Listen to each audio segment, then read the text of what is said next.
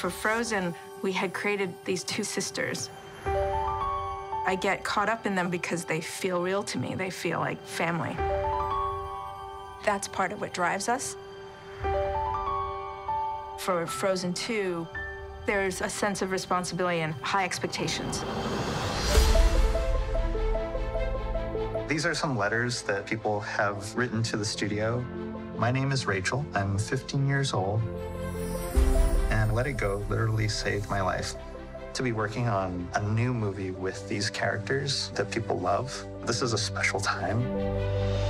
It's nerve-wracking. I've never animated Elsa before. The challenge is carrying on what people fell in love with in the first movie.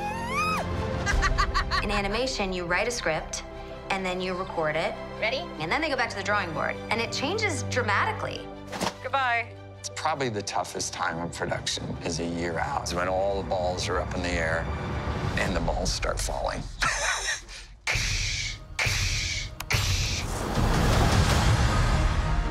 Every 3 months, we screen the film. It can be pretty intense, the feedback. I was confused. I had to take notes. We can write a new song. Maybe we have one song left to write, or maybe we have 5. I just don't want to let the fans down. Right. We made this movie for them. All right, ready? Into the unknown. You have an audience that loves these characters. Into the unknown. I wasn't prepared to cry at this. Into the unknown. If you can do better, you have to do it. I actually animated her based on videotaping myself. Can't believe I just showed that to you guys. Is that better? It's an exciting time, but this is it. I guess you could say we're going into the unknown. Into the unknown.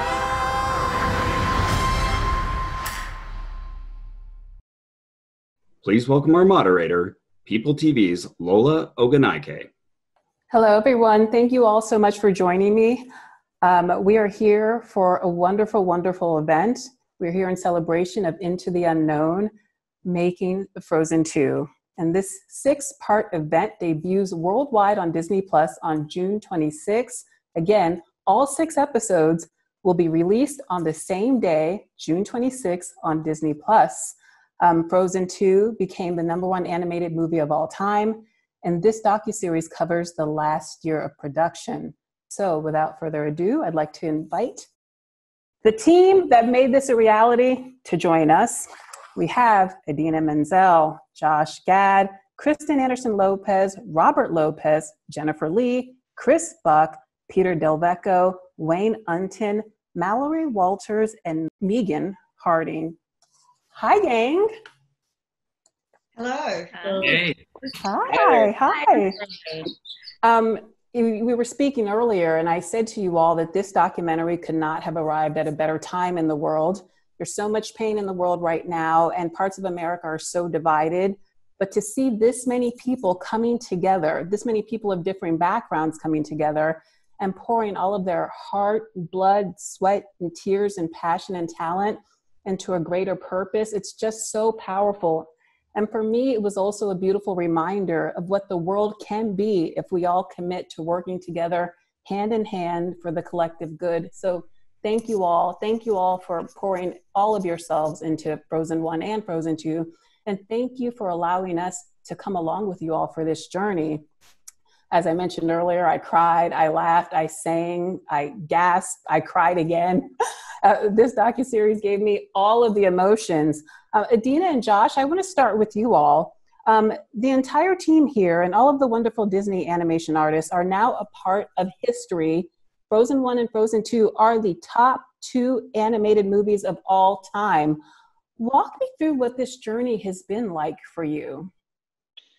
I'm glad you started with us because we did so much more work than anyone on this call from an artistic standpoint. So it's great. Right. It feels earned.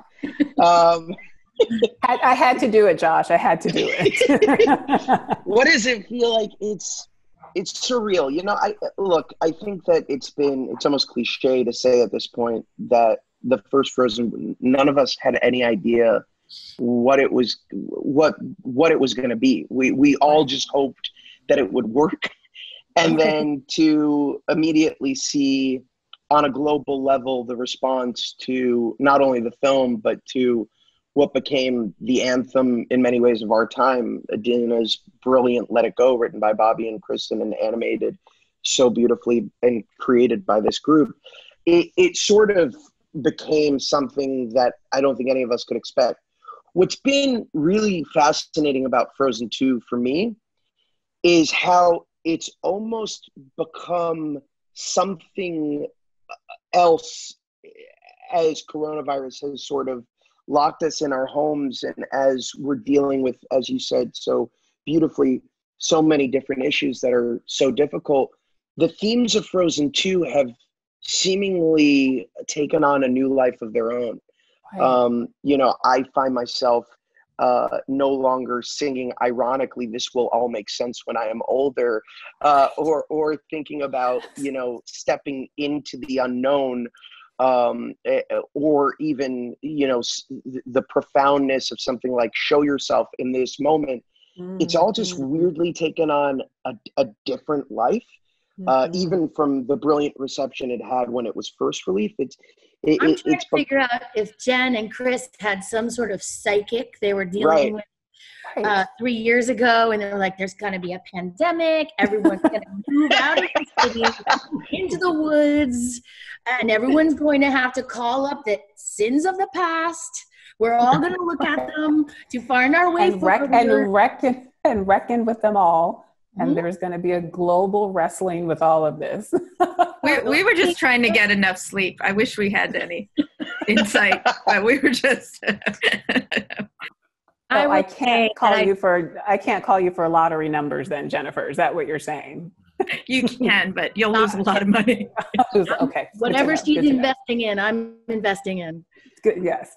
I'm right there with you, Kristen. But I'm sorry, Adina, you were going to chime in. No, I cut you off. I was going to go to the micro of just being in the studio with everyone and really being so grateful all the time that, you know, Josh and I and the whole cast, we, like he said, we come in and we do our thing. We have a great time, but we get to be reminded of just how incredibly talented all the other people on this Zoom session are, and having been a fly on the wall and them they're always so collaborative, and they always allow us to see their process, which I just find I'm awestruck, you know, and it humbles me being in something like this where you just see how much work goes into it. And I just, you know, being a part of a family that has like you're saying, resonates with so many people in what we do. But just getting to admire everyone's talent is what was the most fun going to work every time.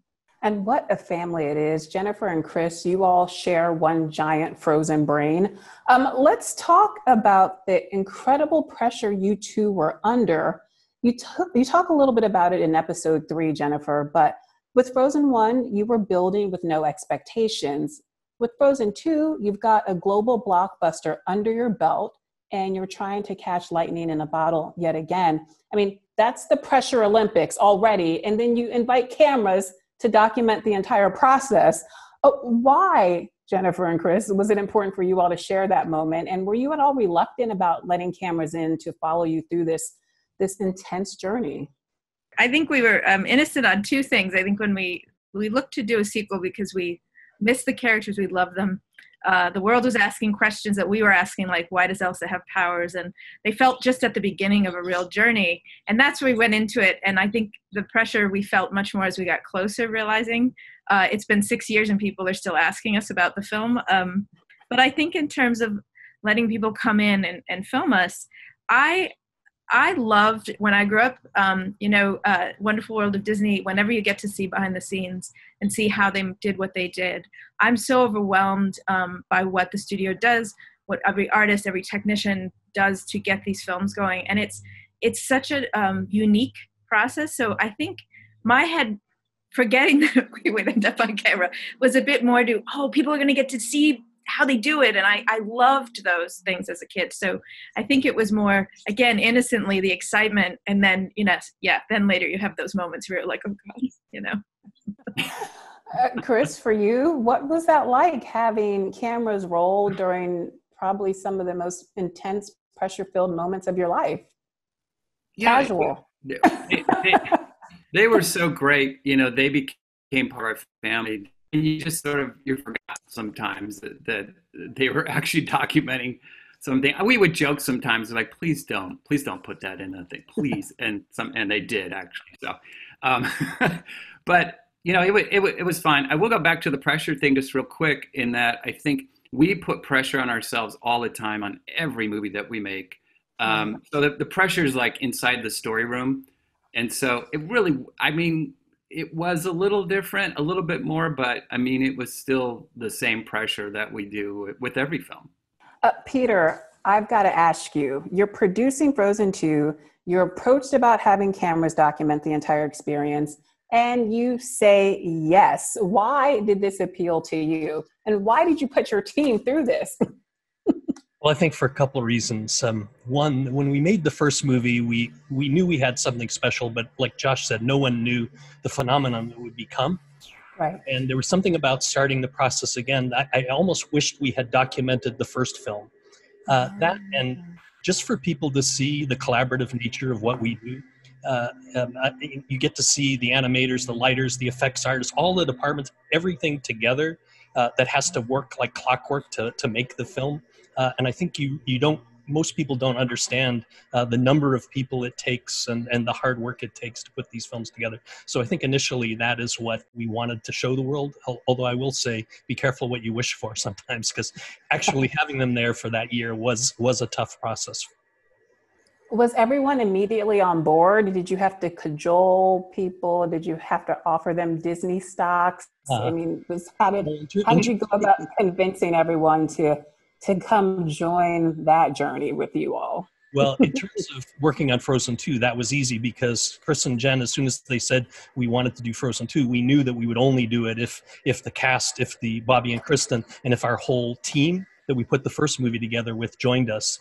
And because that first movie was such a special moment in time, actually getting people to sign up for the movie was easy, including people who didn't animate on the first one, they were also excited to take the second journey with us. As for the documentary, right. It was a little bit mixed blessing. I mean, I think people were happy, but also slightly intimidated by having cameras follow us everywhere.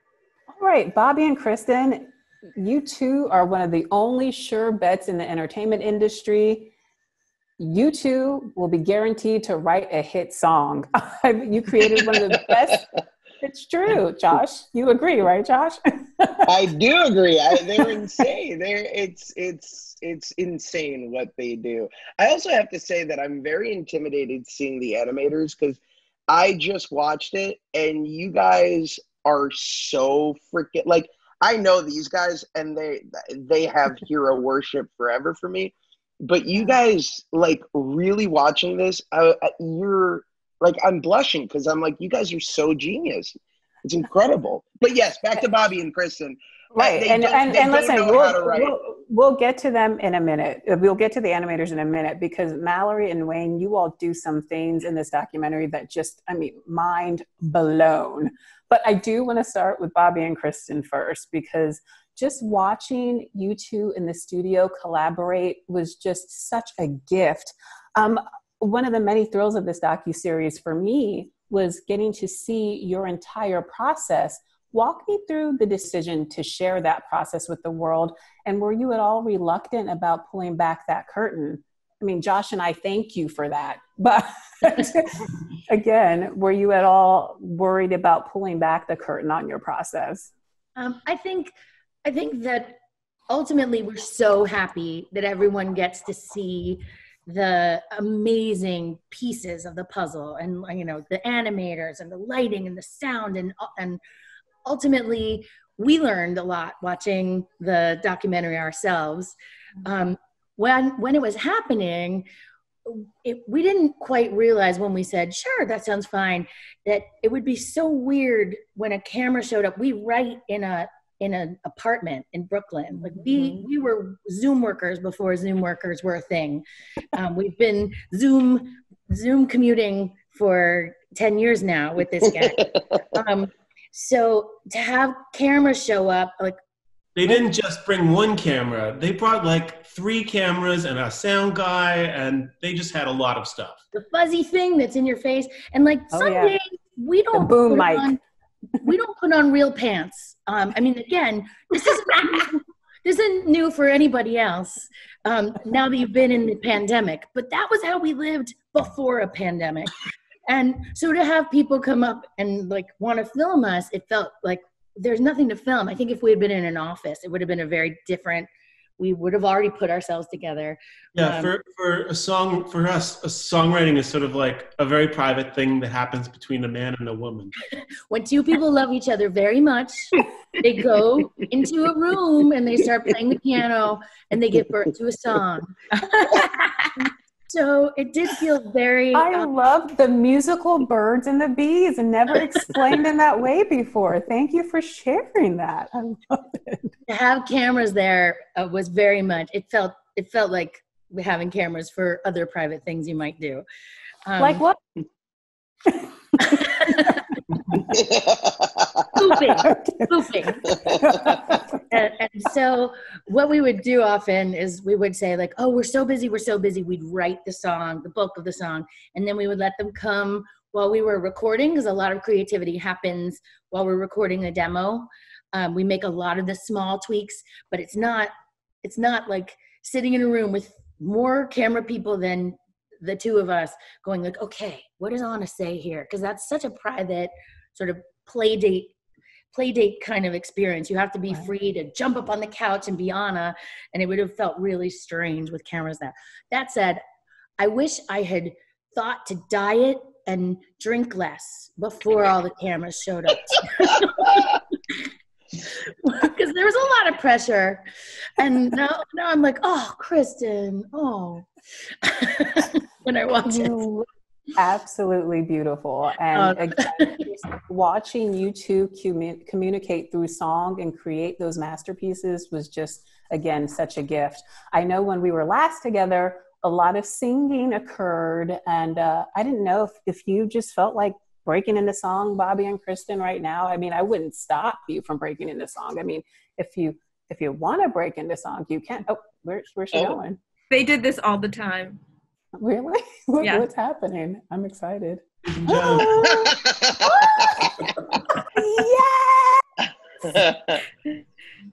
I don't know what I can sing. We're in 42 acres of woods, and I'm very allergic. Yes, the wind was a little bit colder, and we're all getting older, and the clouds are moving on with every autumn breeze. Peter Pumpkin just became fertilizer, and my leek's a little sadder and wiser. But that's why I rely on certain certainties. Yes, some things never change, like the feel of your hand in mine. Some things stay the same, like that we get along just fine, like an old stone wall that'll never fall. Some things are always true. Some things never change, like how I'm holding on tight to you. I think that's enough. I did not warm up, and I have no B notes. There's no B notes. All right. That made me very, very happy. Thank you very much. I will be holding on tight to that moment for the foreseeable future. Thank you so much. Can I say something? Yes, Adina, like come on what I loved watching this was how vulnerable Jen and Chris or Kristen and Bobby would make themselves in these creative processes. It's so, I mean, just knowing as actors getting on a stage and what we do, it's just so terrifying to bring ideas and to have to sit there and have all those people in a room, you know, criticize. Yeah. And you guys just, I mean, you're so brave to do that and to throw your heart in it and to remain open to allow the work to keep progressing. I guess I'm so lucky you all have each other because you support each other in such a beautiful way that I don't think is always the case in a lot of projects that I've been a part of. And so it sets a really good example for, I think, people to see this documentary and to see what it's like to love the people you work with and how everyone can thrive and their ideas, whether they end up sticking or not, everyone's in a very safe place. Thank you. I will say, out to Bobby and Kristen's credit, and we got to know each other. I'll never forget the day I saw them for the first time in a note session for Frozen. I wasn't even on Frozen yet, and had no idea the journey we'd get to go on together. But it's about trust, as you said, Adina, and Kristen and Bobby and Chris and our team. That trust, you share your whole life with each other in order to inspire these characters to be three-dimensional. And you guys, Josh and Adina, come in and you do the same. Adina was such an inspiration for Elsa, inside and out. And like those things, letting yourself bring who you really are, and be vulnerable with your creative work is, I think we knew it was the only way we could go. But it's one of those things I know I can't take for granted, is when you build that place of trust that you can just, I mean, they've seen the worst of me, and rarely the best, but this whole team, it's that vulnerability. Thank you for mentioning, because I do think it's the thing that I will never forget, is being able to be with all of you, the most genuine, and bring my worst ideas, and you make it gold. So I wouldn't say that's how it went, Jen. I would say that we are all, earlier we got introduced as like people who write hit songs, and we are those people when we get to work with the best of the best, which is you guys. There are plenty of songs on plenty of projects that no one's heard of because it wasn't with you guys. Oh, that's fantastic. But Kristen and Bobby, you are double EGOTs, so we'll just drop that right there for a little bit. For I'm a go-go. He's a double EGOT. If you don't mind if I brag on him, but I'm just a go-go. I need to get Emmy and a Tony. You're on your way. You're on your way. I'm not worried about you at all. Megan, I want to talk to you about how you came to be a part of this docuseries, and what was this process like for you? I mean, it looks to me like you had an embarrassment of riches in terms of filming, and it also seems like you had a lot of access. So could you walk me through how you went about becoming a part of this project and how you went about getting so much access? Yes, I can. I think it's worth going back to 2014, where I work with a company called Lincoln Square Productions, and we had partnered with the animation studio to make a television special on Frozen 1. But it was 2014, so it was a year after the film had come out. It had become this big success. It had won Oscars and done all this amazing stuff. And that was the first time I met Jen and Chris and the Lopezes and Wayne and Peter and everyone here. And they started telling these great stories about how Frozen 1 had come to be. And we would just go back to New York, because we're based in New York, and we'd go, that would have been so great to film, to actually see that happen rather than just hear about it later. So when we heard that Frozen 2 was happening, we approached the animation studio and said, would you be interested in allowing us to do this?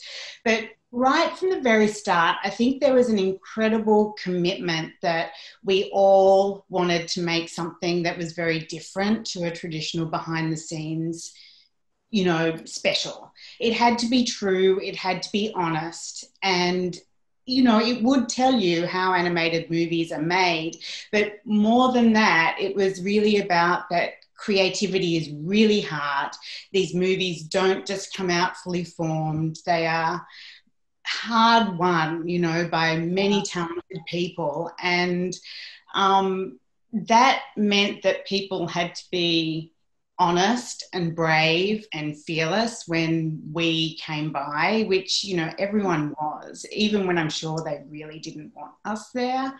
It was really extraordinary to witness right across the board, from people just allowing us into that process. I mean, I think because we shot for 115 days. Wow. So we became a part of the furniture too. Like, I think at a certain point, people just forgot that we were there, and like we'd wheel out the trolley. Let me, Megan, let me ask, is that true, guys? Did you ever forget that Megan and her crew were there? Sometimes, yeah. Yeah. All the time. Only when they asked us direct questions is when we'd be like, oh no, yeah, oh God, wait, you know. Only at Disney Animation, you could easily forget them there. But when they were in our tiny little apartment, you knew they were there. That is very true. That is very true. It was a more intimate experience. But Megan, did you have to negotiate access? Did you essentially say, I'm going to need you to give me a lot of room to play here, because if I don't have access? Or was it a pretty much a foregone conclusion that you'd be able to run wildly through this process with your cameras in tow? Well, I do think it comes back to that commitment. Like, I believe that everyone wanted to make this a truthful document of how you produce these incredible movies. And yes, we would go to Peter and say, Peter, can we film this? And he'd say, maybe not. And then we'd go back and we'd ask again, and, you know, and it was a backwards and forwards, but ultimately everyone was very on board to make sure that the documentary series was truthful as well. You know what I mean? Like, everyone could weigh the value of what we were doing, and that allowed us more access. I mean, we're just really lucky to have this incredible group of people and be documenting them. It was an extraordinary opportunity for me. I do think the hardest room was the story room, to have them in the story room. That is where you are most vulnerable, and it's very intense. But then I'd get excited that they were in animation, because I'd be like, oh, we're going to do Show Yourself today. They're going to get Show Yourself. So there's some parts that was really fun, because you knew people were going to get to see how something was coming to life. I think they were very patient with us with our moods in the story room as we're trying to make everything add up right, you know? I'm particularly happy that they went to visit our orchestrator, Dave Metzger, in his studio to show him at his computer doing what he does, because what he does is so underappreciated and so vital to the music sounding as good as it does and telling the story as much as it can. Not only that, he's just like the most cuddly teddy bear of a guy, and I think he kind of steals the episode that he's in. That is true. That is very true. I mean, that was definitely a part of it, wanting to show as much of the process as we possibly could. But, you know, we had months of footage, and we had to really whittle it down into the 6 episodes. You know, a lot of sacrifices had to be made there. But, you know, luckily the main series arc is the Show Yourself and the coming together of that, which really is it's so great for a viewer to witness just that process that it goes through from the very start to the final orchestral session on that. One of the most wonderful things that I witnessed during this process was watching Mallory at work. Mallory, I had no idea just how physically demanding animating is. Watching your process of watching that moment when you create the final shot of Elsa for the Into the Unknown song, and you had your boyfriend film you running and leaping like Elsa for reference for your animation, running through the streets of your neighborhood. He's tagging alongside on a skateboard so he can capture all that footage. Anything that you wouldn't do for this film, because it seems like you definitely threw your whole body into this. Thanks for saying that, Lola. It definitely is. It's a very physically demanding job sometimes. It kind of depends on what you're working on at that moment. I had never animated a character running in a film either. And I remember being like, how am I going to do this? And it was actually my boyfriend's idea. He's like, I could just jump on a skateboard, because the camera was moving and I was running, and you want to try to get whatever reference you take to be as accurate as possible to the shot so that it's more informative that way, because that's what we use it for. So that was really, really cool to get to do that and get to collaborate with him on that. And so it depends, because other shots, it might just be a chest up acting shot where I jump in front of a camera. But either way, I'm putting just or it can be your head on reindeer bodies. Yeah, that was another great shot. That was never meant to see the light of day. So the fact that that's in there, I was kind of really hoping that didn't make it in there, but it's out there now. So that was wishful thinking. Yeah. Yeah, I kind of knew, especially when they said, "Can you send us that reference file?" But sorry. Regardless, I think no matter what I'm working on, you're always putting a little piece of yourself into it, and I think that's what makes animation so fun. It's really what draws me to it, is I get to play as Elsa. I'm sure Josh, you feel that same way too. You get to be Olaf for a moment. I feel that way about playing Elsa too. It's really, it's always exciting and. I was honestly like, that was because I didn't get to see any of that. So your face on all of the different Kristoffs was one of the highlights of the series for me, because I was just like, oh my God. Or what's his name doing the Olaf stuff. I've spoken to all of you guys so many times, and I've sat with you, but I've never actually seen you guys. And what Adina said earlier, and it's so true, is that vulnerability and that bravery to just take on this stuff and share it. Because I'm not going to lie, I was, as Bobby and Kristen know, I was so intimidated with the cameras around, because you feel so vulnerable. So when I was singing my song and suddenly I have people like recording me, like, what is this? We're doing an animated film. And it was just so like intimidating, but you guys are just so, you're so badass in it. It's amazing to watch. But Josh, I have to say, watching you dance in the booth just brought me so much joy. It seems like there was a moment when you were actually able to forget that the cameras were there. I tuned that part out. You're like, yeah, no. I had to come back and re-sing it. Remember? I wasn't going to say, unless you said it. I had to come back and re-sing it, because I was like, I want to do it again. Again, like, I'm not Adina. Adina she goes up in front of like 50,000 people and she's like, oh, that was a small audience. I get intimidated if like there's more than 3 people in a room while I'm singing. So. Well, Josh is put him in front of a microphone and he will create gold. Yes. But I would say that particular day reminded me of, in the documentary Free Solo, when the guy goes up to climb and then he decides, I'm not going to do it today. If I do this today, I'm going to die. And then he says to the guy on the radio, saying like, having the cameras there is making me not able to do the thing that you have the cameras there to film. And there were a few moments where that would happen, where you would just realize like, whatever energy shift is happening is actually making it impossible to do the thing they're all here to see. We fell off the metaphorical mountain a couple of times, but luckily you can't die from that. I was like, my Frozen process is so intimate. And when I am creating music or lines for Olaf, it's like our brain trust is just like, it needs to be this, or I start to feel a little like naked and I can't experiment and play. It was weird. Had those cameras. There's always cameras, even without the doc. That's different. Always running. Right. They don't have Megan with her Australian accent. But those are for the animators. So they have the reference. Yeah. Those aren't the same. Yeah. Those cameras don't come with, can you do that again? And this time do it in front of us. Yeah. And I'm going to bring in 5 additional people to take a look at you. You nailed that accent, Josh. I like that. You nailed that. Really nice. You are very talented. I don't know what accent that was, so let's keep moving. Close. It was close. I'm sorry. I'm embarrassed. Let's keep going. Wayne! As the supervising animator of Elsa, you have been with Elsa as long as Adina has.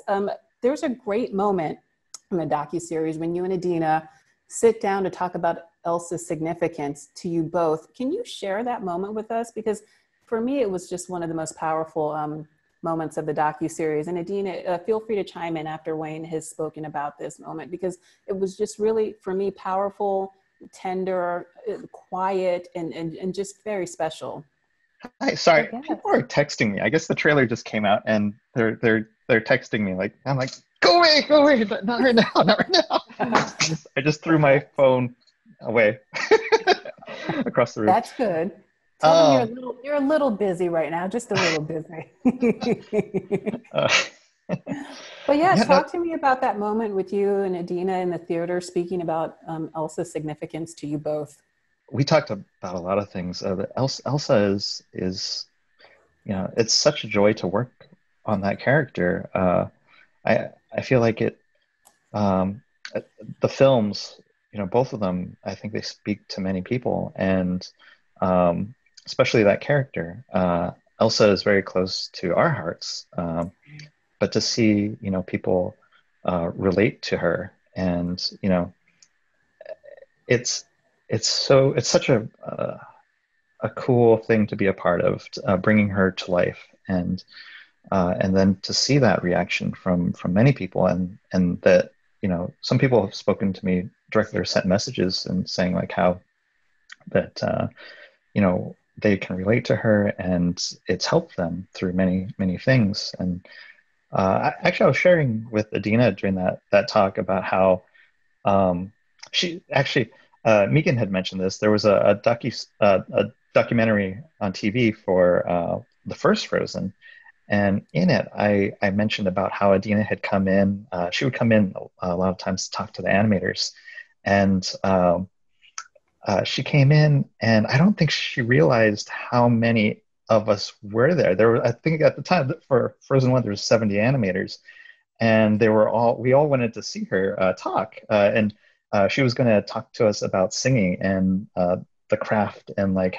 what happens with the body when you sing.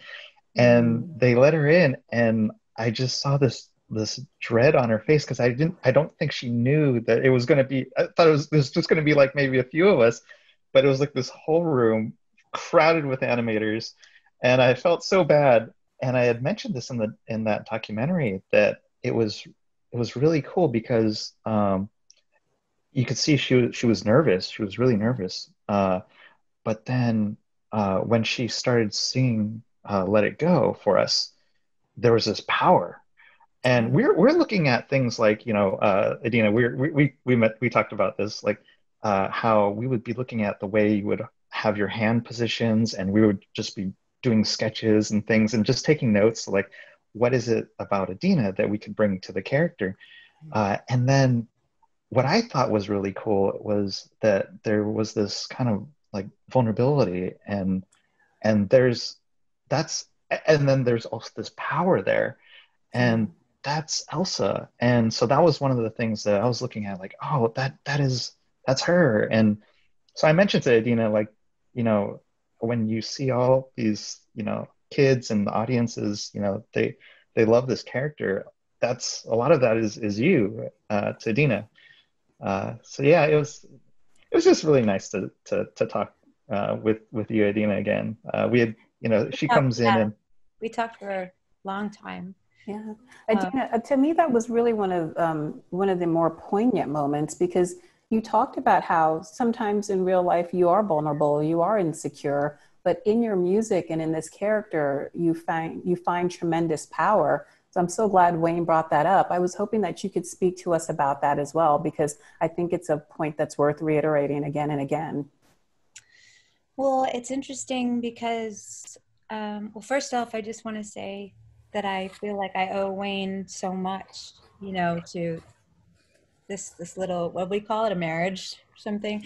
But yeah, I mean, what his work has literally changed my life. And then the way that he has integrated who I am and my soul and my essence into this character that I'm so proud of is just something I'll have forever, and my son will have. And so like, I just, I worship you.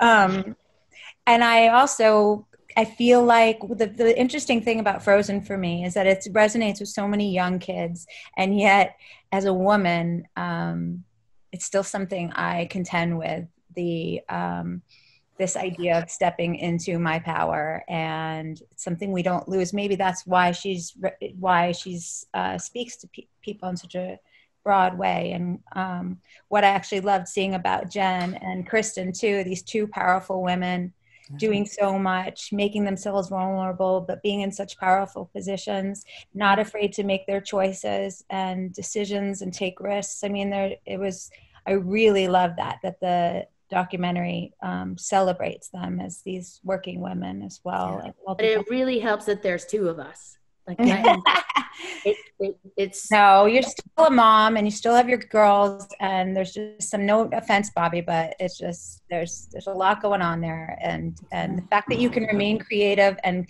come up with these lyrics and do what you do, I'm just so. I mean, what I mean by that is it's so powerful to not be the only one of something in a room, because so often in our careers you're the only woman in the room. And so you're like, well, that's not really how it works, guys. And if you speak up about that, but you're the only one, then they don't listen. You have Jen. I get it. I thought you meant you have Bob. Say if you're a sister and you're mad at your sister, it's probably not because he stole your boyfriend. It probably goes a lot deeper and a lot earlier. And to be able to turn and Jen go, yes, this is true. Like when sisters have something between them, it starts very, very early, and it's much deeper. And it was just helpful. I've always valued so much having Jen in the room as an ally, and now Jen is like in all the rooms where it happens. I know we've got to open it up for questions really quickly, but Jen, I wanted to speak about you being in all the rooms and having to wear so many hats. You're one of the pioneers in this industry in terms of leadership. And in addition to being the chief creative officer at Disney Animation, you co-wrote and directed Frozen 2. You were a single mother. One of the best moments for me was watching you print out your daughter's math homework as you show up at the office at 5 a.m. to write, and you write from 5 a.m. to 1 p.m. on the weekends to get this all done. And it was just really, again, Idina mentioned it earlier, and Kristen alluded to this as well, but just watching you sort of demystify this idea of this woman having to be a superhero, and just speaking to the idea that, yes, we women can juggle a lot. We need help, but we can get it done. And just how you gave a shout out to the single moms out there. I just thought that was really powerful. And I'm so glad that you felt vulnerable and comfortable enough in your own power and in your own story to share that with the world. So thank you for that. Thank you. No, it just, I mean, my mom worked 2 jobs as a single mom, and both her kids went to college and grad school, and she gave us everything. So I think I had a very inspiring mother for that. But I'll say, I think what I love so much, and this is where we talk about trust and vulnerability, is Peter and Chris, who were in person with me every day, the Lopez's every day virtually, and then all those who came in, and they made it for a space where I can say, here's what I need. Here's what's going on now. Family comes first for all of us. And we just gave each other permission to say, what do you need? I feel I know how lucky I am. I was invited into the rooms before I was asked to be there mandatorily, I guess. But I think it's just creating this space of how we support people to bring out their best work is the environment we have. And that's an environment that connects very deeply with me, that everyone's valid in the room and what they bring is important. And from there, trusting the best will come. And that's how we worked. And so that's how we work now. But, it wouldn't have been possible. And I think that's an important thing for all of us, that we can have that relationship at work where we bring our whole selves, that we're able to bring our whole selves. Chris, I'm going to give you the last question before we open it up to the audience. What can we expect from Frozen 3?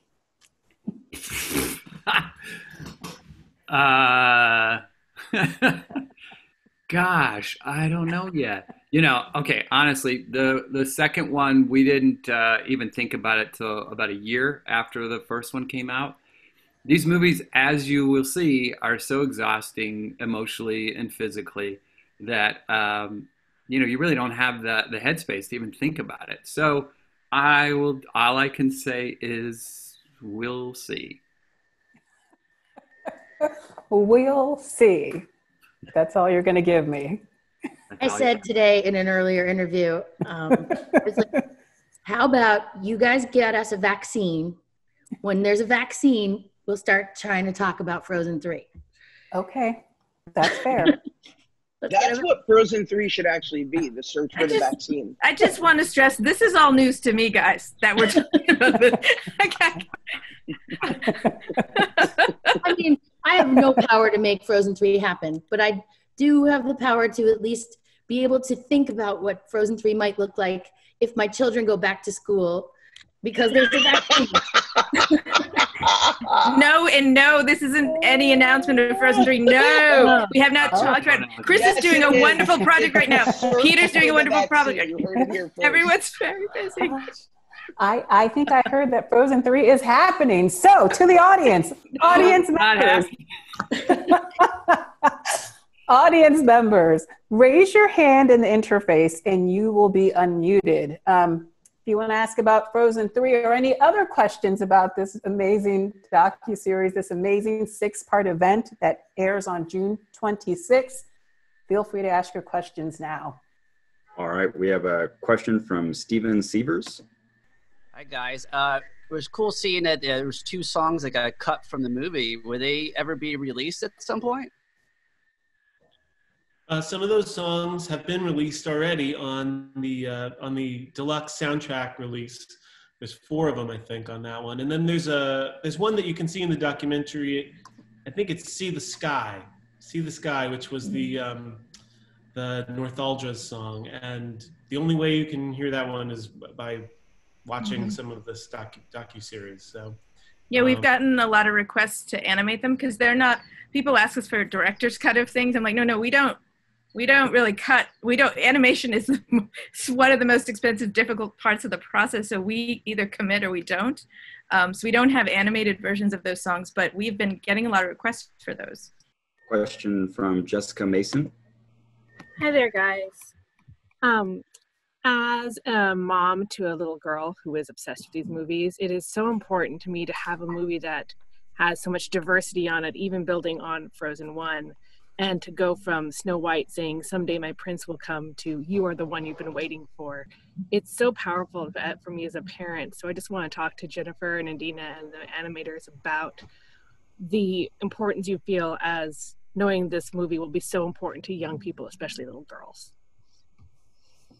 Yeah, I mean, I do think we all talked about, Adina, Kristen, even with animators, we all talked about how important it was. And it was interesting because it was such an abstract thing to do that it's hard to get your head around story-wise, the idea that you're going to have the answer be herself.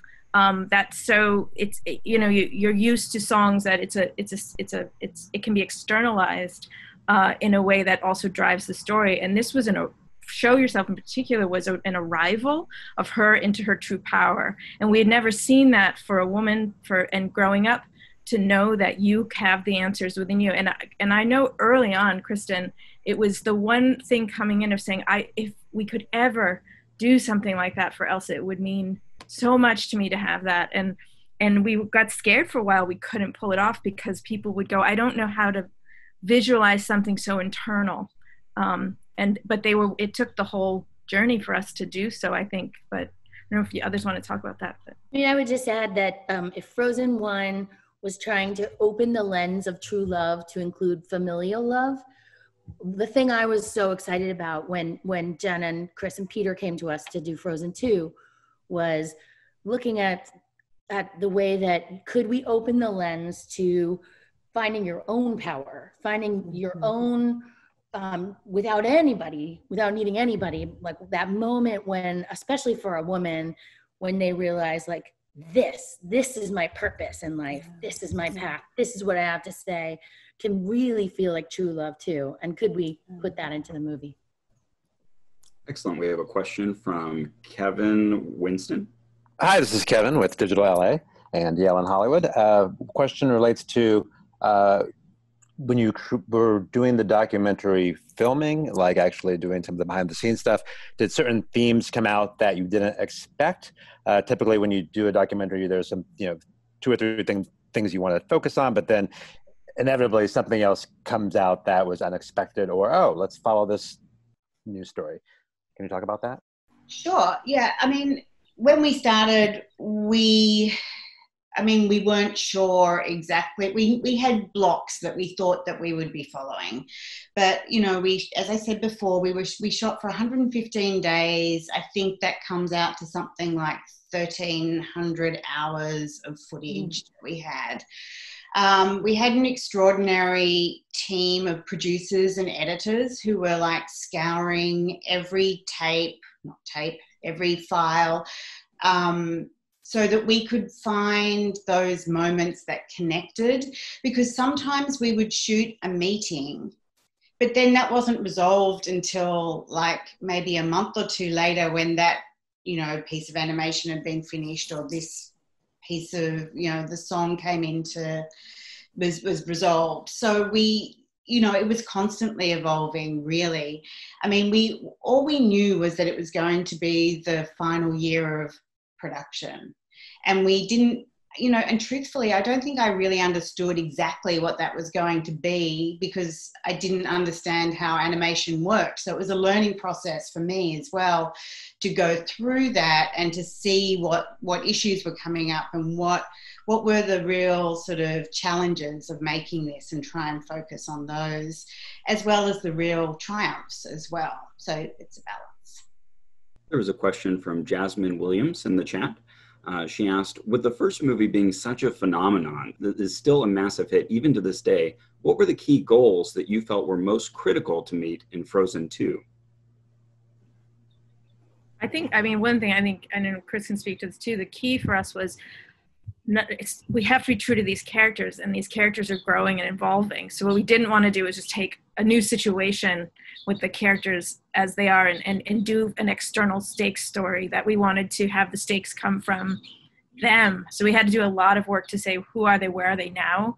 Not with what the world zeitgeist is, but what they are feeling, and being on the precipice of adulthood, and feeling like we would only, if we built it the way we did the first one, committed to the characters, whatever happens, at least we could feel like we did right by them. Because I don't think we ever expected to, nor thought we could sort of repeat the same situation of Frozen 1, particularly because it was the first. But I think we wanted to do it emotionally justice and have somewhere to go that was an evolution instead of just like a flip of a sequel. It's also super important to do that work when you're making a musical sequel, because the songs are so much expressions of the characters in their situation in the first movie, that if you didn't reshuffle the characters and really throw them for a loop, there really would be nothing to sing about it, and we'd be repeating ourselves and would feel very, very redundant, very trite and repetitive. So that was another real challenge of making Frozen 2, making a musical sequel that felt fresh. But on a superficial level, one of the things Bobby and I said, if we got another bite at the apple, is we were going to write a song for Jonathan Groff to sing in this movie, because the first one was such a I can't believe we didn't write him a song. Jonathan Groff, Broadway star. So we got to do that.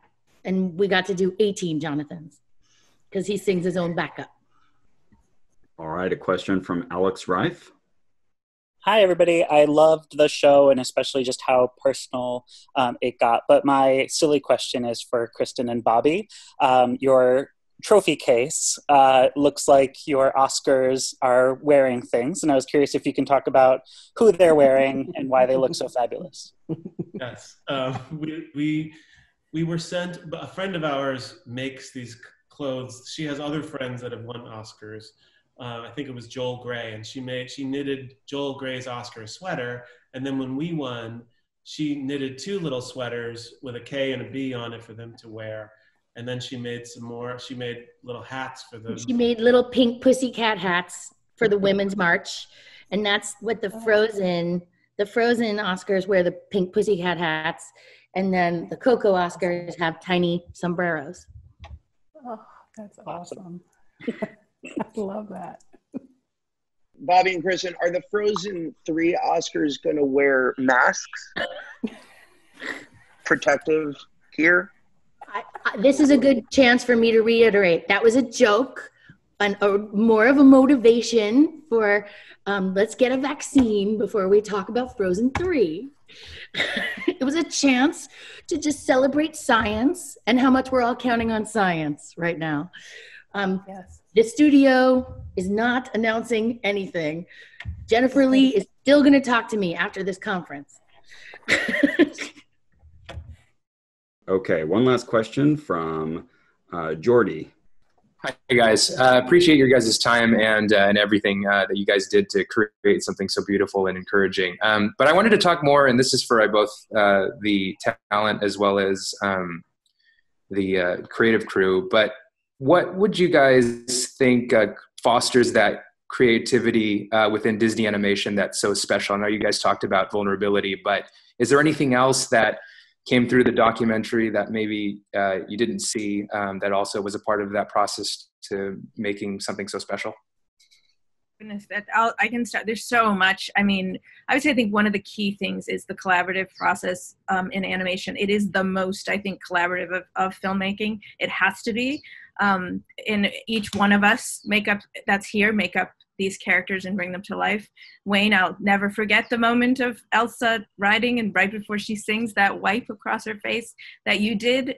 It's forever there, and I think that's what makes it special. I do want to give a shout out to, we have the most sophisticated technology teams in the world, and people think often, they think technology and animation, they don't think of that side, they think the creative only, and the two go hand in hand. A Frozen 2, the look, everything, every sim, everything that happens. So I think in terms of some unsung heroes that are over 100 tech people who are designing software for us every second, keeping up with every idea. I mean, when you say, can we have something in water, an animal that's made of water, in water and on top of water, and they go and they design a software that's never existed to create that. I mean, I think to me, that's one of the parts that doesn't get featured as much, that we're always so blown away by and is so critical to who we are.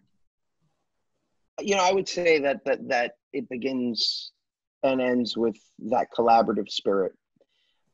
There's something so profound about a group of people who look at, and it is sort of the running joke of this Frozen 3 thing, for example, is it's the reality of, you have to commit to something for 3 or 4 years with a group of people that you trust so fully. And when you take that journey, there's so many falls along the way. There are so many stumbles.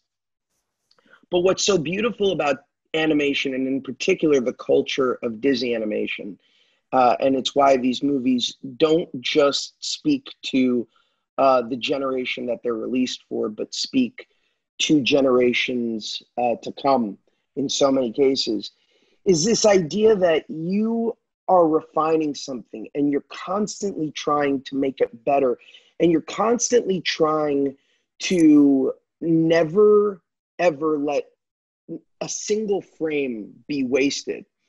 And in a movie that is, in both movies that are so much about the big moments, the things that I think make these movies transcend their release date and transcend the times that they're in are the little details. It's the things like, I always talk about that moment when Queen Aduna does this to Anna's little nose, or when Elsa, in that moment when she sees the rock elements for the first time, is hiding behind the tree, and she does that little smile, that little, like, that the crease of her face smiles. It's those little things that speak to the attention to detail, and to every single animator, and to every single composer, and to our brilliant directors, and our brilliant talent, and our brilliant producer, is everybody goes into this and they go, let every moment count. Don't let any moment go to waste. Because if you do that, then not only will it be special the second it's released, But every day thereafter that your kids or grandkids or great grandkids watch it, they will see it for the first time and have that same feeling of, wow. And it's a testament to the culture at Disney and the fact that my grandparents, when they were children, saw Snow White and the Seven Dwarfs, and my children are watching Snow White and the Seven Dwarfs. That's it. That's the legacy. I would add one last thing, that in these collaborations, it's also the ability to have the hard conversations, to be able to say, to call each other after a particular tough day in the story room, or, you know, the filming was there and we acted all weird, or to be able to call up and say, like, can we talk about what happened? I'm sorry, I was feeling very scared. I had fear there. I brought it into the room. To be able to have those kind of conversations and to trust that you're always dealing with someone who can listen to those conversations really makes the difference between bringing, you know, your best self to the workplace or bringing your whole self to the work. Mm-hmm.